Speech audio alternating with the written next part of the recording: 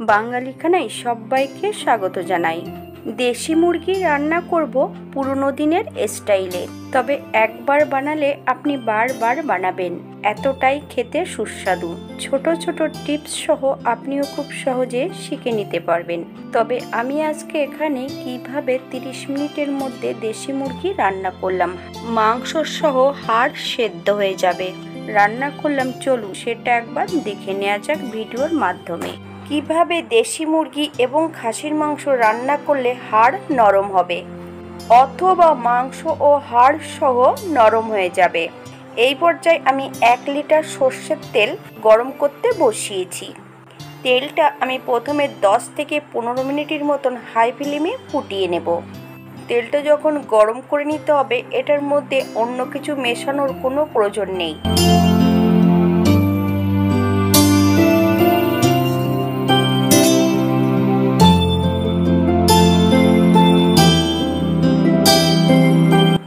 আমি এই পর্যায়ে গ্যাসের ফ্লেমটা অফ করে দেব।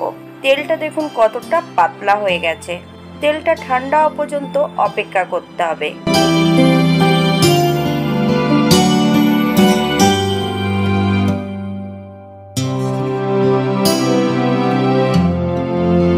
আমি তেলটা ঠান্ডা করে সম্পূর্ণ একটা কাচের বোতলে ঢেলে নিয়েছি।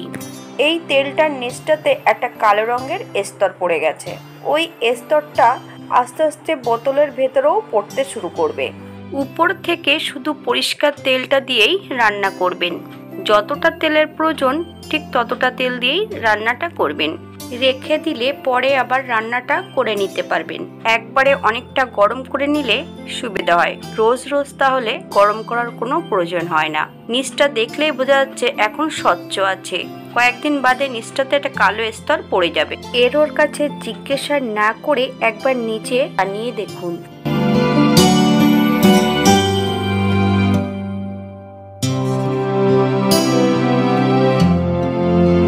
আজকে রান্না করব দেশি মুরগি।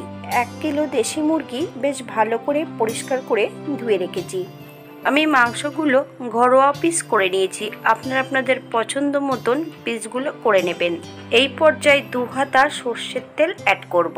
1 চামচ নুন, 1 চামচ হলুদ গুঁড়ো, 5-7টা কাঁচা লঙ্কা। বেশ মাংসর গায়ে ভালো করে লাগিয়ে নিতে হবে। 20 থেকে 30 মিনিটের জন্য মাংসগুলো রেস্টে রেখে দেব। আপনাদের হাতে যদি সময় থাকে তাহলে বেশি সময় রেখে দিতে পারেন।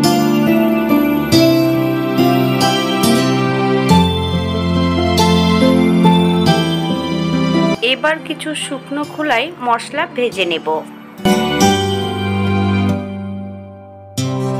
1/2 চামচ সাদা জিরে, 1টা কালো এলাচ, জয়িত্রী, 1/2 চামচ গোলমরিচ, 1/2 চামচ ধনে, 1/2 চামচ সাজিরে, দারচিনি, এলাচ, লং। শুকনো খোলায় 1 থেকে 2 মিনিটের মতন টেলে নিতে হবে।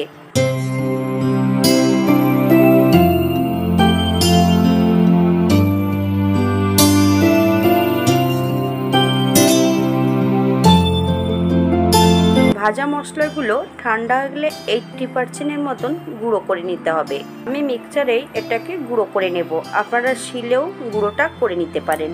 এই পর্যায়ে আমি মাংস থেকে সব জলটা ঝরিয়ে নেব।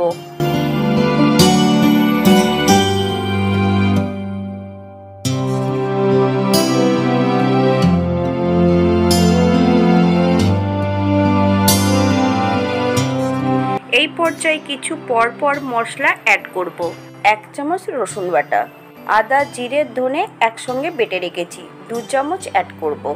1 চামচ শুকনো লঙ্কা বাটা। আপনারা শুকনো লঙ্কার পরিবর্তে কাঁচা লঙ্কা বাটা দিয়েও রান্নাটা করে নিতে পারেন।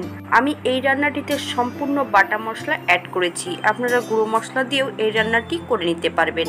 1/2 বাটি সর্ষের তেল।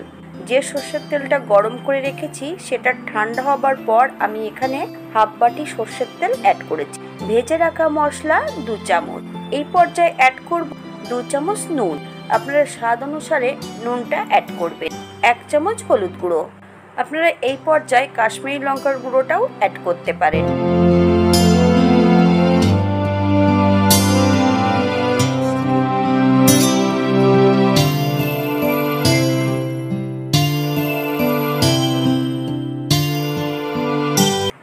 চামচ টক টক দই। আমি টক দইয়ের কিন্তু বেশ ভালো করে জল ঝরিয়ে রেখেছি। সম্পূর্ণ টক দইটা অ্যাড করব।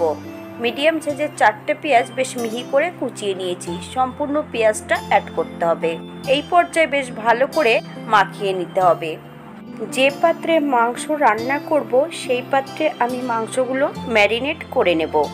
আপনারা মাটির হাঁড়ি অথবা যে কোনো কড়াইতেও আপনারা মাংসটা রান্না করে নিতে পারেন, তবে আমি আজকে এখানে প্রেসার কুকারে রান্না করব।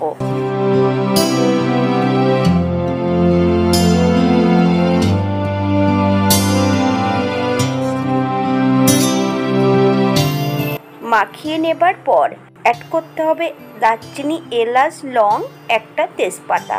আমি কিন্তু এখানে একটা কালো এলাচ অ্যাড করেছি, আপনারা পছন্দ করলে অ্যাড করতে পারেন। বেশ কিছুটা আলু আপনারা যদি পছন্দ করেন তাহলে পরিমাণে বাড়িয়ে দিতে পারেন।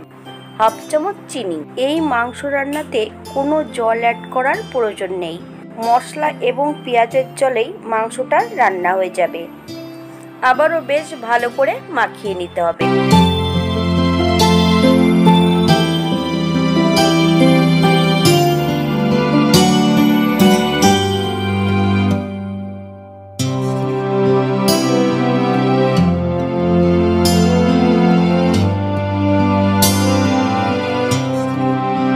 এই পর্যায়ে আমি কিন্তু কোনো জল অ্যাড করিনি। এবার আমি প্রেসার কুকারের ঢাকাটা লাগিয়ে দেব।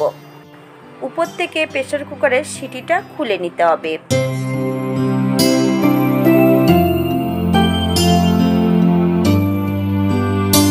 প্রথমে রান্না করব 5 মিনিট হাই ফ্লেমে, আর 30 মিনিট রান্না করব একদম লো ফ্লেমে। আমি গ্যাসের ছোট বার্নারটিতে রান্না করছি।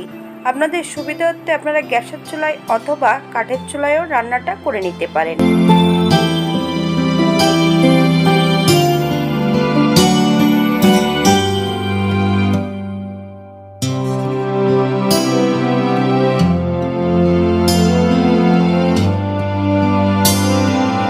পঁয়ত্রিশ মিনিট পর গ্যাসের ওভেনটা অফ করে দিতে হবে। এই পর্যায়ে গ্যাসের সিটিটা লাগিয়ে রেখে দিতে হবে 10 মিনিটের জন্য স্ট্যান্ডিং টাইম। 10 মিনিট পর একবার চেক করে নিতে হবে আলু এবং মাংসগুলো সেদ্ধ হয়েছে কিনা। এই পর্যায়ে আমার মাংস থেকে হাড়গুলোই ছাড়িয়ে যাচ্ছে, এতটাই নরম হয়েছে। এই পর্যায়ে আমি একটা পাত্রে সম্পূর্ণ মাংসগুলো ঢেলে নেব। প্রেসার কুকারের নিচটাতে কিন্তু একদমই লেগে যায়নি। এটা দেখতে যেমন ভারী সুন্দর হয়েছে, এটা গরম ভাত, রুটি সব কিছুর সঙ্গে অসম্ভব ভালো লাগবে। কিভাবে মাংসর হাড় নরম হবে সেই জন্য আমি সর্ষের তেলের প্রসেসটা আপনাদের দেখিয়ে দিয়েছি। আপনারা একইভাবে বাড়িতে তৈরি করতে পারবেন। সবাই সুস্থ থাকবেন, ভালো থাকবেন। অন্যদিন আবারও আমি নতুন রান্না নিয়ে আপনাদের সামনে হাজির হব। ভিডিওটি দেখার জন্য নতুন ও পুরনো বন্ধুদের অনেক অনেক ধন্যবাদ।